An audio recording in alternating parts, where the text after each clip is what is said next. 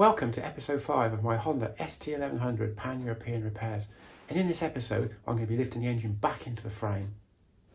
The engine weighs 200 pounds and would be really difficult to wiggle back into the frame on my own, so I devised this plan involving some fence posts and some ratchet straps. So I put the fence post between my hydraulic press and my old bureau, and that should support the weight of the engine if I screw them together with some long screws.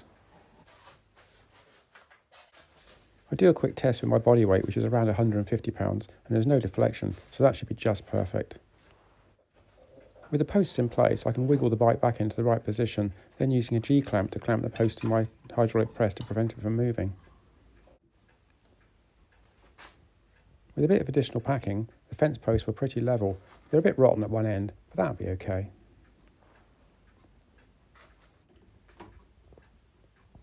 The next thing I did was position a scissor jack in the centre and screw it down with 2 screws. This would be used to raise the engine. The engine looks so big sitting on the floor next to the bike, and I'm wondering to myself if I'm ever going to be able to get it back in. It looks almost impossible. It has to be wiggled in sort of with the right hand bank of cylinders first on its side, lift it up, wiggle it around and slide it back onto the spline, and then get all the bolts to line up. After a few minutes of wriggling, twisting, pushing and heaving, I finally get the engine into a position where I think it might actually lift up into the frame. So then I attach some ratchet straps to one side to jack it up at an angle.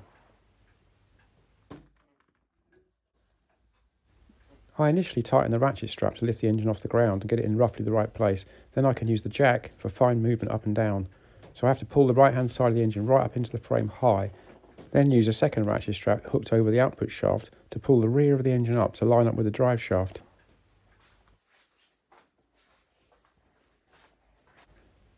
With the engine suspended on 2 ratchet straps, I can now attach the third ratchet strap to the left hand bank of the engine to lift it up and swing it into the frame. So here you can see it's roughly in the right position, but it's not quite there. It sort of hits on the frame at the front a little bit, so I have to fiddle around with all the ratchet straps, wiggle it on my knees and ease it across and up and back all at the same time. The beauty of it is it's all suspended on the ratchet strap, so I'm not actually lifting any weight. And by carefully adjusting the straps, I have really good fine control over the engine's position, so I can get a screwdriver in and line up one bolt hole. The drive shaft is spring loaded and gets pushed back into the swinging arm, so by rotating the wheel several times it goes click and slides onto the shaft, and then it's all engaged, so I can go around and engage all the other nuts and bolts holding the engine in, and there are quite a lot. I can then fit the left hand subframe that bolts onto the engine and onto the frame holding it in place, securing all the bolts finger tight at first, and I'll go around and tighten them up later in a set sequence.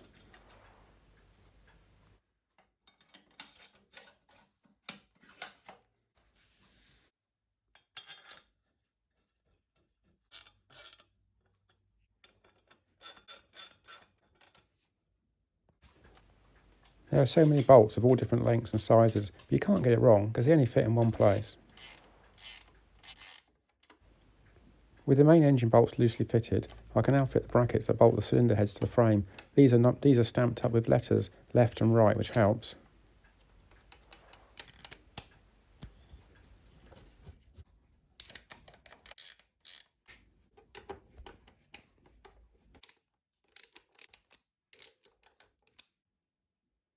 And here you can see this bracket is stamped left A.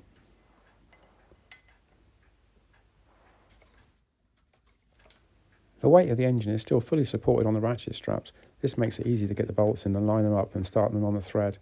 And now I can do them up finger tight, just for now.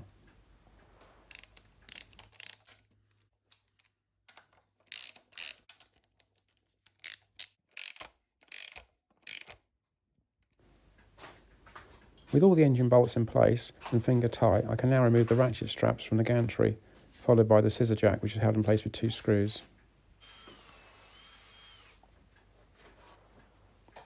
Then I can release the G-clamp and lift away the wooden support. The engine is now sitting nicely in the frame, and I can go around tightening up all the bolts and nuts.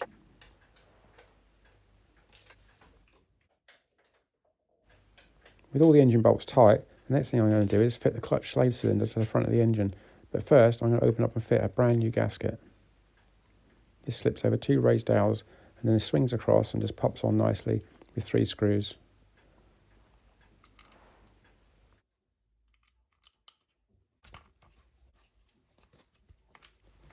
The clutch slave cylinder had a new seal, so I needed to bleed it just to make sure there's no air. So I released the bleed nipple, give it a gentle squeeze on the lever, and out popped the air. So I got clear fluid, and I can do it back up again. That's that job done. And the clutch feels really nice, so I'm really pleased with that. I then go around and replace the 4 spark plug caps.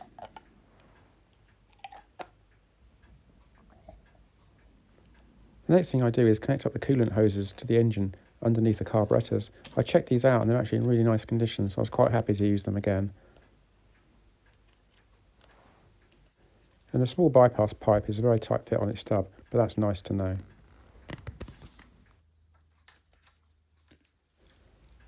I then connect up the crankshaft position sensor lead, earth lead and starter motor lead.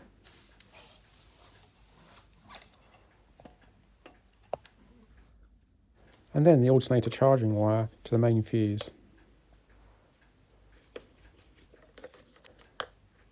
The gear change lever fits up underneath the engine, bolting on a pivot bolt onto the frame. Then the operating lever slides onto the spline shaft coming out of the gearbox.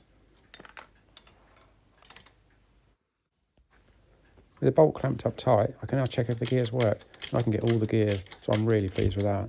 The next thing I fit is the radiator. This bolts onto the front of the bike with 2 bolts and a little rubber protrusion at the bottom, lining up the 2 pipes at the same time, then securing the 2 bolts.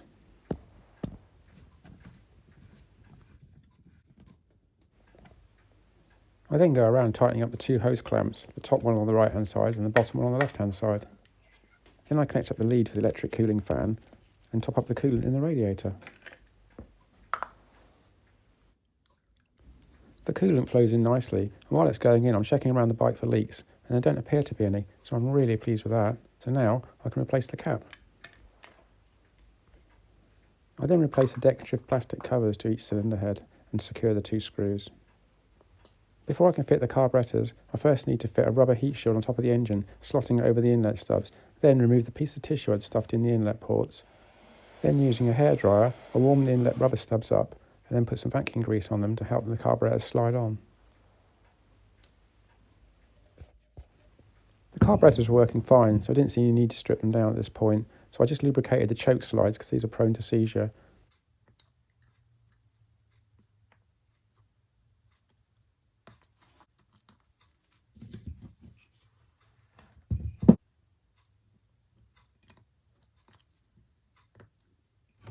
I then checked the operation of the choke and it works perfect. I'm really pleased with that. So now we can drop the carburetors onto the bike. They sort of snap down nice and tight, quite firm and hard, but just push them down and they click into place. With the carbs located nicely on the inlet stubs, I go around and do up the 4 screws on the clamps. You need a special long screwdriver to do this to reach in through the frame rails. I made mine by welding 2 screwdrivers together.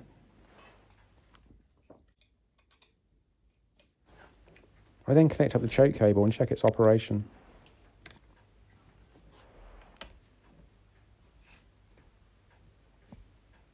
And it works just perfect. I'm really pleased with that. Nice and smooth. So now I can connect up the throttle cables.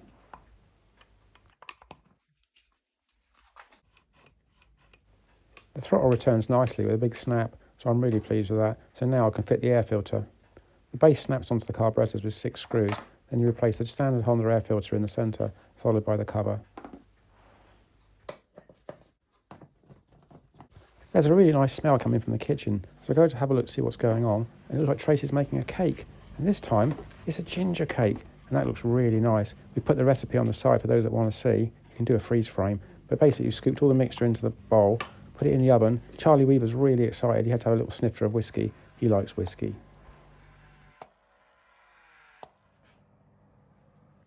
And after a little while, at a hot temperature, the cake's cooked, and we get it out to cool, then we can take the first cut, and it looks absolutely amazing, so I pinch a bit. I'm under strict instructions not to have any more, because it's for a special occasion. So now, back in the garage, I've just received my Delcovic front exhaust pipes from DK Motorcycles, and they're absolutely amazing. They're like factory OEM, really shiny. I can't wait to get them fitted to the bike. The pipes are supplied with new copper gaskets, so I first put some silicone sealant on them to hold them in place on the engine, otherwise they keep dropping out. There we go, just perfect. The left-hand side fits first, wiggling it in through the middle of the centre stand and engaging the two pipes into the cylinder head, and then aligning up the clamps over the studs. I then put on a couple of nuts to hold it in place while I put in all the rest of the bolts underneath the bike. There's one central bolt between the centre stand that locates it to the frame.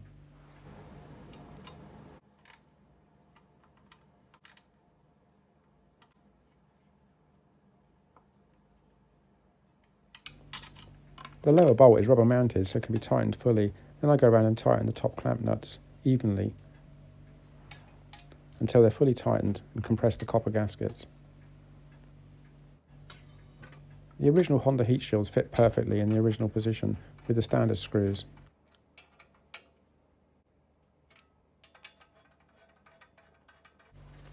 I can now fit the right hand side, engaging it into the left hand part, pushing it up into the cylinder head and doing up the clamps over the studs.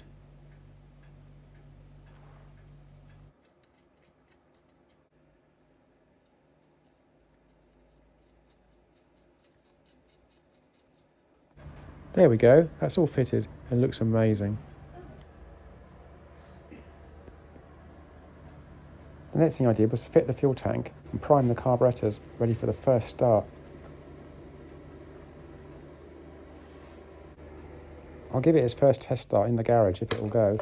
I can't run it for too long, obviously because of the fumes. So I put on the choke, put the kill switch to run, push the starter, and it started straight up like it's never been apart. I'm really pleased with that. And it sounds really, really good, so I can't wait to get out in the garden to do a proper test.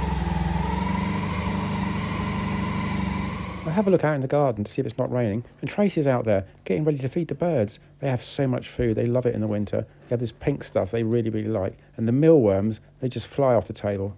And the robin's looking down to make sure everything's been done properly, having a little chirp.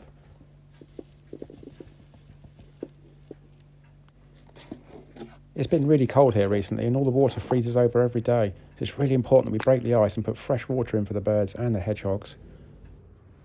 So I've pushed the bike out in the garden and now I can run it up to temperature.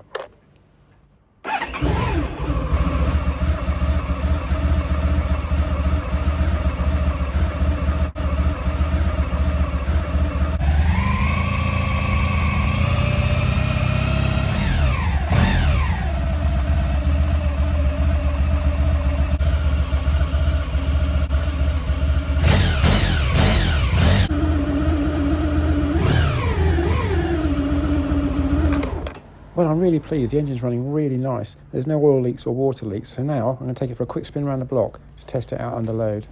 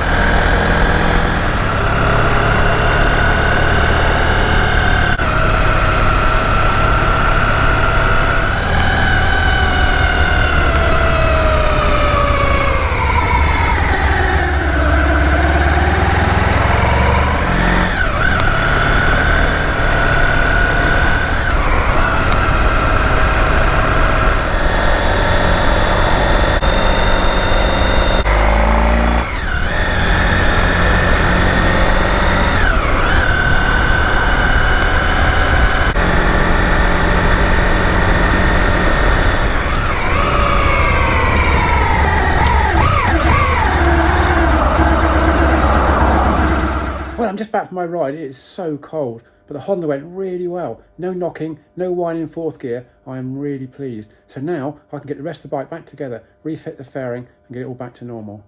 So thanks for watching. I hope you enjoyed it and see you next time. It was so cold last night, -7, and the little hedgehog's tiptoeing across the patio because it's so cold. But he goes in the first feeding station and has a proper little nosh. And then when he's finished, he goes across to the other feeding station and gets even more.